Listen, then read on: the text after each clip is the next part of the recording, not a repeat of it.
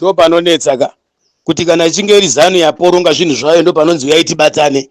Asi kana Chamisa achitambudzika neZANU PF yacho iyoyo, kana achirwiswa achitambudzwa, hapana kubatana kunotaurwa nana Mudzingwa. Kubatana kunoda kubatana kana ZANU PF ndio iri pa crossfire. Kwano ningirikini asiri kutonga musikati ndi achatonga. Iwe unofunga kufungira vanhu vese, unofungira vanhu vamatebelele, vanhu kwa mutara romanika na roma shingwere. Vamwe vafungwa dzako kwakufunga kwagara pachemba Mudzingwa utotofungidzwa nyika yese ndezvo inotaura. Iwe kana ukanzira chaiwo hautoqualify haukwani.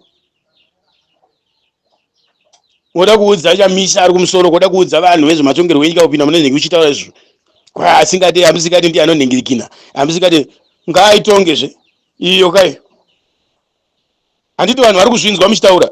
Iyo kai ngaitonge. Mama kagadzira kuti achaitonga. Iyo iripo yo Zimbabwe. Kana iri yekwasekuru wako Mudzingwa. Nonsense man, utaura zvisina nebasa. Chamisa ndiye akatuma Chiwenga kukukisa chigaro nyika mumaoko maMnangagwa. Kana kumbomuturira kambomuturira here kana one day zva.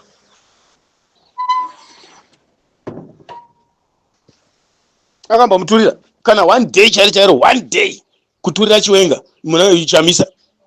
Pawakaita zvinhu zvavo 2017 wakambodaidza Chamisa.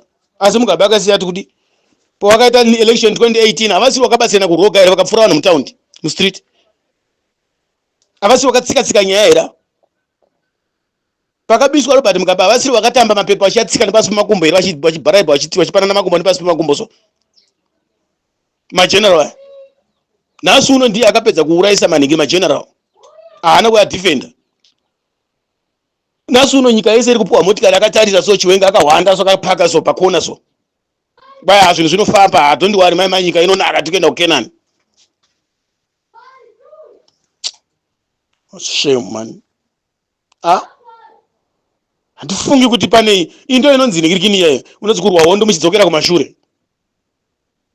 Kudefeatwa ground straight away.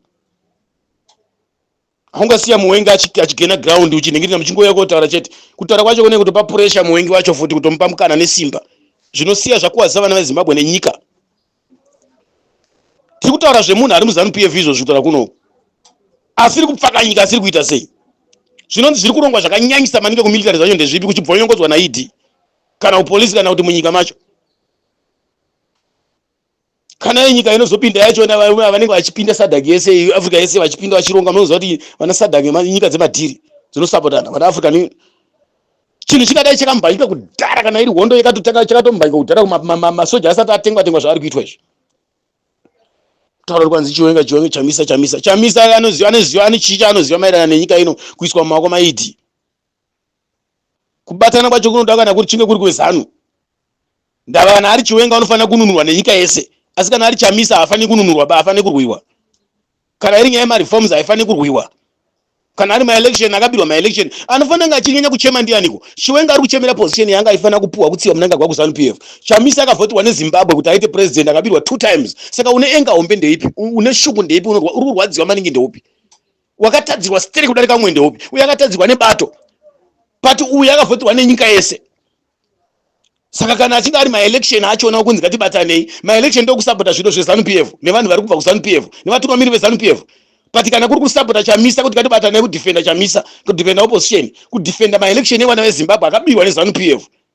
Paya akawina zvakatopfuura zvemaelection izvo zvakatoningirikina. Iwewe ndio ungataura media utaura nyika yeZimbabwe Mudzingwa kuti maelection akapfuura iwe. Wakambovhoterwa iwewe kana dhodhira wakaenda kopa vana veZimbabwe nderipi? Kana kuvhota wacho wakambovhota iwewe? Fake man, tsete man, tsete.